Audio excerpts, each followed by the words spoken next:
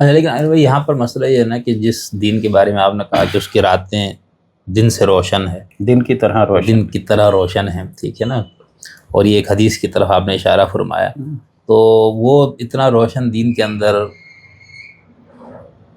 مسلمانوں کا نظم اجتماعی کے معاملات کو چلانے کے لیے کسی کو حاکم بنانے کا کوئی طریقہ بیان کیا گیا ہے؟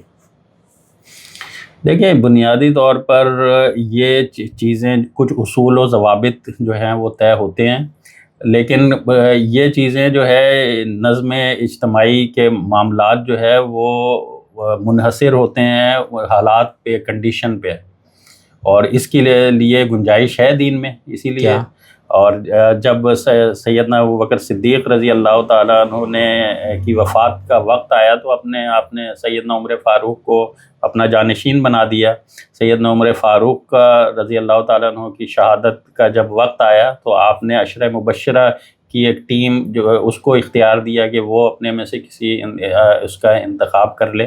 تو یہ چیزیں حالات پر منحصر ہوتی ہیں، اور اس میں ضرورت اس بات کی ہوتی ہے کہ اس کی قبولیت، جو بھی فیصلہ کیا جا رہا ہے یا اقتدار جس انداز میں بھی منتقل ہو رہا ہے کہیں پہ، اس کی قبولیت عام لوگوں کے درمیان جو ہے وہ ہو، اور اگر بہت یعنی اس کے اندر تقریباً اتفاق رائے پایا جا رہا ہو، یا کم از کم اکثریت جو ہے اس تبدیلی کی جو ہے وہ حامی ہو، بھر رہی ہو، تو اس میں نہیں سمجھتا کہ اس کو ہم جو ہے وہ ایسی کوئی دو اور دو چار کی طرح کی، کیونکہ یہ انسان اور انسانی سماج جو ہے یہ وہ سائنس نہیں ہے کہ جو دو اور دو چار کی طرح کی ہو۔ تو اس میں جو ہے اتنی لچک ہوتی ہے، اتنی کنڈیشنل، اتنی تبدیلیاں ممکن ہوتی ہیں، تو دین نے اس سب کو جو ہے وہ اس کے لیے مواقع دیے ہوئے ہیں کہ جس کنڈیشن میں ہیں اس کنڈیشن کے اعتبار سے اس بارے میں فیصلہ کریں۔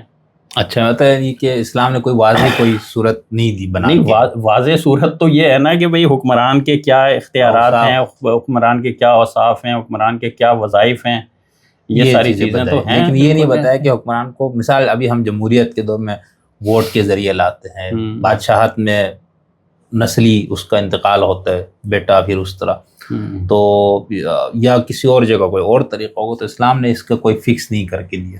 نہیں، اس میں آپ سے یہی عرض کر رہا ہوں کہ اسلام کے دائرے میں رہتے ہوئے اور جو سماجی جو ضروریات ہیں اس کے مطابق اگر کوئی بھی طریقہ اختیار کیا جاتا ہے اور اس کو قبولیت عامہ حاصل ہوتا ہے تو وہ بالکل ٹھیک ہے، مطلب وہ اسلامی ہوگا۔ مطلب اسلام نے فکس کر کے کوئی متعین، جیسے ہمارے اہل تشیع کا نقطہ نظر یہ ہے کہ خدا کی طرف سے حضور نے مقرر کیا مولا کائنات امام علی علیہ السلام کو، ٹھیک ہے، اور پھر ان کے نسل سے باقی 11 لوگ آ جاتے ہیں، یعنی کل 12 ائمہ منصوص ہو گئے۔ اسماعیلی شیعوں کا نقطہ نظر ہے کہ ابھی تک وہ سلسلہ امامت کا، اور یہ خدا کی طرف سے، انسانی اختیار نہیں، جبکہ دوسری طرف آپ لوگوں کی طرف آتے تو آپ لوگ شورا وغیرہ کو لے آتے، یعنی اہل سنت والجماعت والے، کہ بھئی یہ امت پہ چھوڑ دیا تھا کہ امت اپنے باہمی مشاورت سے کسی کو منتخب کر لے، لیکن اس کے اندر کوئی فکس طریقہ نہیں دیا، اسی لیے خلیفہ اول کا الگ طریقے سے، خلیفہ ثانی کا الگ، خلیفہ ثالث کا، حضرت علی کو آپ لوگ پتہ نہیں خلیفہ راشد مانتے ہیں نہیں مانتے، ہم ابھی کیوں نہیں مانتے، یہ تو آپ نے عجیب بات کہہ دی۔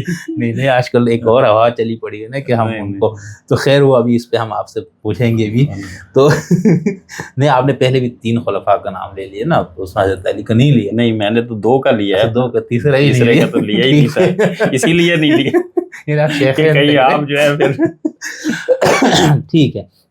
تو اس لیے ہمیں یہ نظر آتا ہے نا کہ چاروں میں الگ طریقے سے وہ ہو گیا، پھر امیر معاویہ کا ایک اور طریقہ ہے، پھر امیر معاویہ نے جو ایک نئی طرح ڈالی اس کے اندر پھر ایک اور طریقہ، تو آپ یہ کہہ رہے کہ بھائی اسلامی اہل سنت والجماعت، یعنی ہم اس تشیع کو چھوڑ کے اگر ہم باقی خوارج کو بھی، معتزلہ کو بھی، اہل سنت ان سب کو شامل کر لیں، تو ان کے ہاں یہ ہے کہ روح شورا ہو، مشورہ ہو اہل العقد سے، اور حکمران کے اندر یہ اوصاف ہو تو وہ مسلمانوں کو حکمران قبولیت، ہاں بالکل، قبولیت عامہ حاصل ہو، اور جو شورا جو پہلے سے موجود ہے وہ ظاہر ہے اس معاملے میں اتنے ایسے لوگوں پر مشتمل ہوتی ہے جو سماج کی رائے کو جو ہے اپنے پیش نظر رکھ رہے ہوتے ہیں۔ ٹھیک، اور اسی کی روشنی میں پھر فیصلے ہو سکتے ہیں. باقی جہاں تک اہل تشیع کا تعلق ہے تو یہ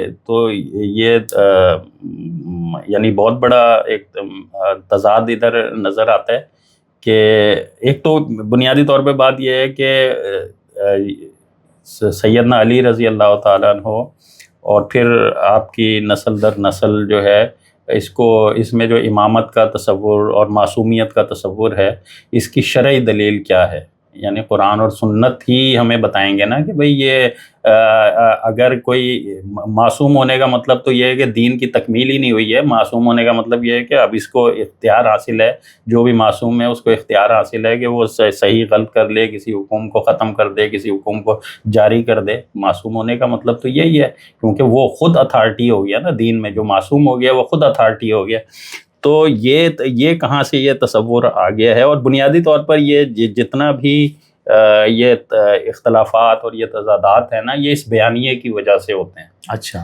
اور آگے چل کے جب واقعہ کربلا آتا ہے تو اس میں بھی یہی بیانیہ جو ہے وہ، کیونکہ جب آپ معصوم کسی مد مقابل آئیں گے تو حق تو معصوم کے ساتھ ہے، اور جو بھی مد مقابل آئے گا وہ ظاہر ہے اس کو کہ جس نظر سے دیکھتے ہیں، نبیوں کے مخالفین کو جس نظر سے دیکھتے ہیں اسی نظر سے دیکھا جائے گا ان کو.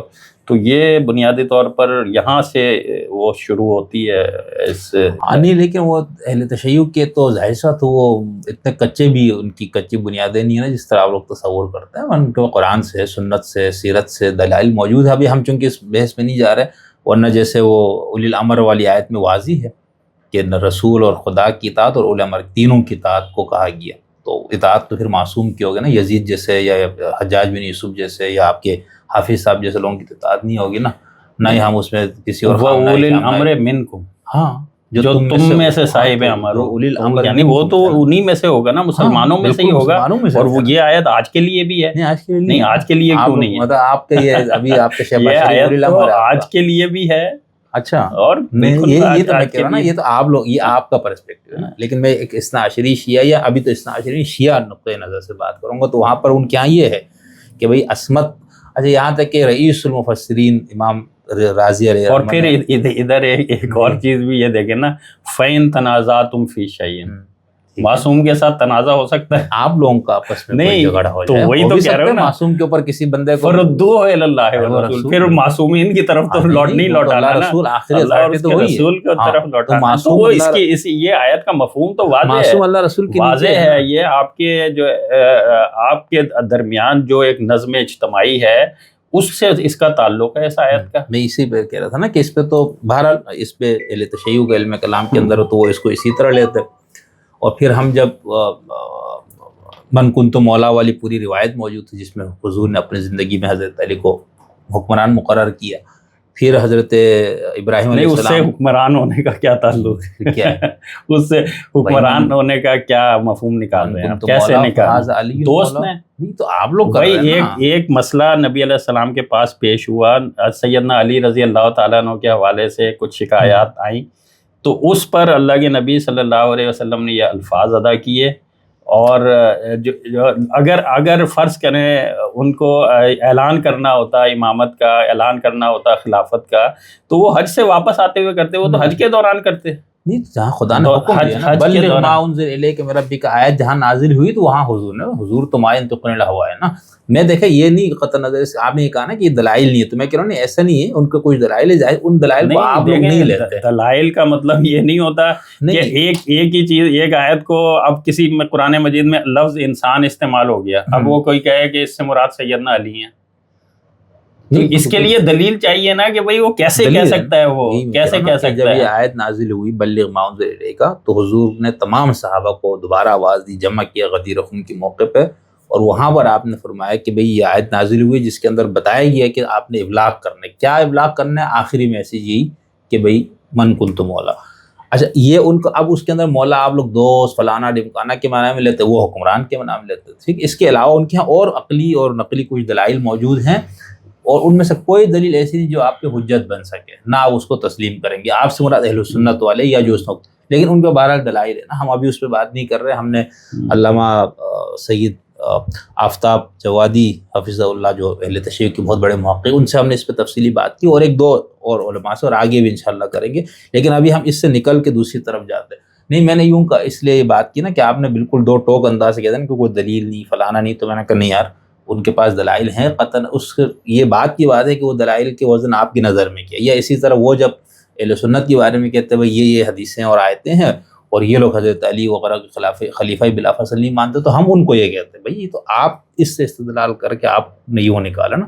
اہل سنت انہی حدیثوں سے دوسرا مفہوم نکالتا. اب جیسے ولی والی من کنتم مولا، آپ نے حکمران نکالا، انہوں نے دو، اور دونوں کی گنجائش موجود ہے. یعنی اگر اصل میں دیکھیں یہ نکالنے سے تو کوئی نکال لے سیدنا عمر فاروق رضی اللہ تعالیٰ عنہ کے بارے میں اللہ کے نبی میرے بعد کوئی نبی ہوتا تو عمر ہوتا، تو وہ کوئی یہ نکال لے کہ بھائی جب نبی یہ ہوتا تو کم از کم خلیفہ بھی انہی کو ہونا چاہیے. خلیفہ کا تو وہ تو اپنی مرضی ہے نا، جو مانا آپ نکال لیں اس سے. یہ دو ٹوک اور واضح تو اس کو وہ یعنی نص سری تو نہیں کہہ سکتے نا. اہل سنت کا تو آفیشیل موقف یہی کہ نص سے نہیں ہے خلافت، لیکن بعد میں انہوں نے جو اپنے عقائد کی کتابوں میں نصوص دیے نا کہ مروا ابا بکر فلیصلی بالناس اور فلانا کر کے حضور نے ابوبکر کی طرف اشارہ کر نص. پھر آپ لوگ بھی حالانکہ نص پہ نہیں جاؤ نا، جب نہیں جانے تو نہیں جاؤ، وہ آپ مشورے کرو. اچھا خیر، اب ہم یہ بات کر عامر بھائی، اس میں یہ نہیں کہہ رہا ہوں کہ میں یعنی صرف میں ان کا نقطہ نظر دینے کی کوشش کر رہا تھا کہ وہ ان دلائل پہ رکھتے، اور آپ بالکل بھی نہ ان دلائل سے آپ کو اطمینان ہوگا نہ آپ ان کو مانیں گے. ظاہر سی بات ہے. دوسرا یہی چیز ہم شیعہ دوستوں کو سمجھاتے ہیں بھائی تم ایک دم فیصلہ کر دیتے ہو کہ یہ باطل فلانا، تو بھائی باطل کس طرح؟ یا جیسے وہ کہتے ہیں 12 خلفاء والی حدیث کی میرے بعد 12 ائمہ ہوں گے، وہی جو روایت اہل سنت، یا وہ کہ میں تمہیں ثقلین چھوڑ کے جا رہا ہوں، جب تک تم ان دونوں کو تھامے رکھو گمراہ نہیں ہوں گے. تو وہ کہتے ہیں وہ چیزیں ایسی دی گئی ہے جو بالکل معصوم ہونا ضروری ہے اس کے لیے، تو اس طرح کے دلائل یاد. اب ہم اس پہ آتے ہیں کہ آپ نے کہا کہ اسلام میں کوئی طریقہ وغیرہ خلیفہ وغیرہ بنانے کا فکس نہیں ہے امت کے اثر. اچھا اب آپ کے پاس ایک حدیث علیکم بسنتی و سنت الخلفاء الراشدین المہدیین، اور خلفاء راشدین میں یہ 4 لوگ آتے ہیں یا 5 بھی کوئی؟ عمر بن عبدالعزیز کو 4 لوگ ہی آتے ہیں، باقی وہ کچھ لوگوں نے ان کو بھی شامل کیا ہمارے. ٹھیک ہے، تو اب یہ جو ہمارے پاس 4 خلفاء ہے، ان 4 کی جو سنت ہمارے پاس موجود ہے خلیفہ اور حکمران بنانے کے لیے، امیر معاویہ نے بالکل الٹ کر دیا اور بیٹے کو بنا کے قیصر و کسریٰ کی بنیاد ڈال دی. تو اس کو آپ لوگ دین کے ساتھ کوئی تعلق نہیں سمجھتے کہ یہ غلط کیا؟ نہیں دیکھیں، جب آپ نے اس بات پر اتفاق کر لیا، یا یہ بات ہم نے اس نشست میں یہ بات کر لی کہ بھئی یہ جو اقتدار کی جو منتقلی ہے اس کے حوالے سے نظم اجتماعی کا جو سسٹم چل رہا ہے، اس میں جو مشاورت کا سسٹم چل رہا ہے، وہ اگر اپنی طور پر ایکٹیو ہے تو اس کے مطابق جو ہے کوئی بھی فیصلہ جو ہے کیا جا سکتا ہے. اب یہ سیدنا امیر معاویہ رضی اللہ تعالیٰ عنہ نے جانشین مقرر کیا، تو شورا اس وقت موجود تھی. شورا کے اراکین نے ان کی جانشینی کا جو ہے وہ بیعت لینے کا جو ہے اس پر آمادگی ظاہر کی، قبولیت کیا. تو یہ بھی ایک صورت تھی نا. باقی جو نبی کریم صلی اللہ علیہ وسلم کی زندگی سے جو ہمیں پتہ لگ رہا ہے، اور جو دین کے اسلام کی نصوص سے جو پتہ لگ رہا ہے، وہ اتنا ہی پتہ لگ رہا ہے نا کہ اس میں مشاورت شامل ہو، اور کوئی قبولیت عامہ جو ہے وہ اس میں قبولیت کے دلائل ظاہر ہے موجود ہیں. پوری اتنی بڑی ریاست میں کوئی 1-2 آوازوں کے علاوہ کوئی مخالفت میں کوئی آواز نہیں اٹھی ہے. تو یہ سب اس بات کی دلیل ہے کہ وہ ان کا جو بھی انہوں نے اس صورت حال میں کنڈیشن میں ریاست کے لیے بہتر سمجھا، وہ اس میں ہو گیا عمل.